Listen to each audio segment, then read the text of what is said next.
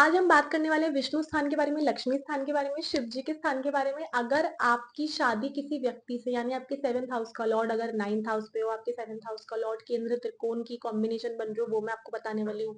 आपके कर्ज मुक्ति के बारे में, आपके आयु के बारे में, ऐसा कौन सा लेडी लक या मेन लक आपकी लाइफ में कैसे आ सकता है, वो हम बात करने वाले हैं। थोड़ा ध्यान से सुनिए। यहाँ पर विष्णु स्थान को 1 4 7 10 दिया गया है। आप सभी को पता होगा केंद्र स्थान जो होता है वो हमारी कुंडली का हार्ट होता है। जैसे हमारे शरीर का दिल जो है वो हमारा हार्ट है, वैसे ही केंद्र होता है। फिर त्रिकोण जो होता है वो 1 5 9 होता है, वो लक्ष्मी माता होती है। जहाँ विष्णु भगवान होंगे वहां लक्ष्मी माता स्वयं आ जाएंगी। और इसीलिए ही विष्णु स्थान जो पहला हमारा घर है वहां पे विष्णु स्थान और लक्ष्मी स्थान है।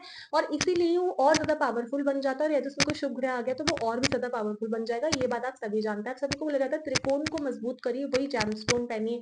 अरे भाई, त्रिकोण के अंदर अगर कोई भी शुभ या अशुभ प्लैनेट आ गया फिर आप क्या करेंगे? लेकिन ठीक है, ये बात आप बाद में करेंगे। अभी हम विष्णु स्थान और त्रिकोण स्थान यानी लक्ष्मी स्थान के बारे में बात करने वाले हैं। फर्स्ट हाउस में विष्णु भगवान और लक्ष्मी दोनों ही स्थान आपके ऊपर आ गए। इसलिए फर्स्ट हाउस में जो भी प्लैनेट बैठता है वो आपके सर पर आकर के आपको रूल करते हैं। और इसीलिए आपकी स्थिति जो है वो अच्छी या बुरी हो सकती है। सिर्फ मरकरी अगर आपके फर्स्ट हाउस में आके बैठ गया तो मरकरी अकेले बैठ के ज्यादा अच्छे रिजल्ट देता है। अगर मरकरी किसी और प्लैनेट के साथ, अगर सन के साथ आके बैठ गया तो बुध आदित्य योग बन गया, बहुत अच्छी बात है। कोई और प्लैनेट के साथ आके बैठ गए तो फिर आपको बहुत दिक्कत होने वाली है। सपोज करिए मरकरी राहु आपके फर्स्ट हाउस में आ जाए तो वो इंसान जो है एलियन है, एलियन आप उसको एलियन की तरह काउंट करिए। ठीक है, अब मैं आपसे क्या बात करने वाली हूँ, शिव जी स्थान कौन से होते हैं? या तो ये आपके लिए नया है या पुराना है, मुझे नहीं पता। देख लेते हैं शिव जी के स्थान कौन से होते हैं। जहां पर क्रिएशन है, जहां पर डिस्ट्रक्शन है, जहां पर कोई चीज को जान पूछ के बनी बनाई चीज को हम डिस्ट्रक्ट करेंगे फिर वापस से क्रिएट करेंगे, ईमानदारी से ऑनेस्टी से करेंगे, मोक्ष के रास्ते पे जाते हुए, संसार में रहते हुए हर चीज को करेंगे, भगवान को भी पूजा करेंगे। वहां पर हमारे भोले भंडारी आते हैं, शिव जी के हाउसेस आते हैं। 3rd house, 6th house, 9th house और हमारा 12th हाउस शिव जी के हाउसेस होते हैं। वो मैंने यहाँ पे लिख रखा है। शिव जी के देखो स्थान वही है जहां पर आपके कर्जों की बात हो रही है, आपके जेल प्रिजन जुर्माने की, डिवोर्स की बात हो रही है, आपके शत्रुओं की बात हो रही है। 8th हाउस जीवन मृत्यु पुनर्जन्म शत्रु, आपके सीक्रेट एनिमीज 8th हाउस होता है आपका। 6th हाउस आपके एनिमीज के बारे में बताता है आपका। 3rd हाउस आपकी आयु मृत्यु के बारे में बताता है, आपके शत्रु के बारे में बताता है, ओपन एनिमीज के बारे में, जो खुलेआम आपके दुश्मन आपको कहीं भी दिख जाते हैं।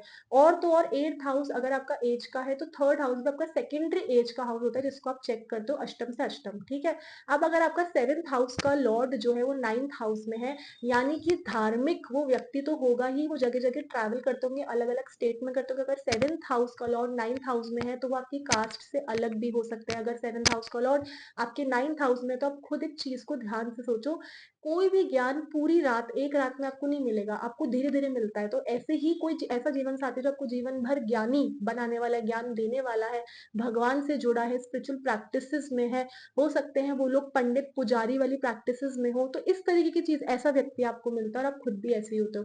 अगर आपका 7th हाउस का लॉर्ड आपके 6th हाउस में है, यहाँ पर विष्णु स्थान, उसी के साथ में शिव जी यानी कि त्रिक स्थान का कॉम्बिनेशन हो गया। तो वहां पर हमें ये देखना होता है कि वो व्यक्ति आपको आपके शत्रुओं से बचाएगा, आपके कर्जों से मुक्ति आपको मिलेगी अगर वहां पर शुभ प्लैनेट बैठे हैं या शुभ एस्पेक्ट्स अगर आ गए। एस्पेक्ट्स भी इतना काम नहीं करेंगे जितने की आपकी प्लेसमेंट काम करेगी। बस जुपिटर ही एक ऐसे हमारे प्लैनेट है जो जहां बैठते हैं ना, उनकी एस्पेक्ट्स, उनकी दृष्टियां ज्यादा पॉजिटिव होती है, शुभ होती है, रादर देन जहां पर जुपिटर की प्लेसमेंट होती है। वहीं पर अगर विष्णु स्थान और उसी के साथ में लक्ष्मी स्थान यानी 4th केंद्र हाउस, 4th हाउस और 5th हाउस का रिलेशन बन जाएगा, तो यहाँ पर भी राम भगवान और सीता भगवान और माता पार्वती और शिव जी की जोड़ी आपको मिलती है लव मैरिज के साथ में। इंटरकास्ट तो ठीक है, बट कास्ट मैरिज हो सकती है, किसी दोस्त के थ्रू वो पार्टनर आपको मिलता है। और तो और वो इंसान भी आपको कर्जों से मुक्ति दिलवाएगा। अगर आपका 7th हाउस आपके 12th हाउस में है, उस केस में भी आपको आपके शत्रुओं से बचाया जाता है, प्रोटेक्ट किया जाता है। भगवान स्वयं धरती पर ऐसी स्थिति हो जाती है, बस प्लैनेट्स शुभ होने चाहिए, उनकी डिग्रीज को देखना होता है। हर हर महादेव।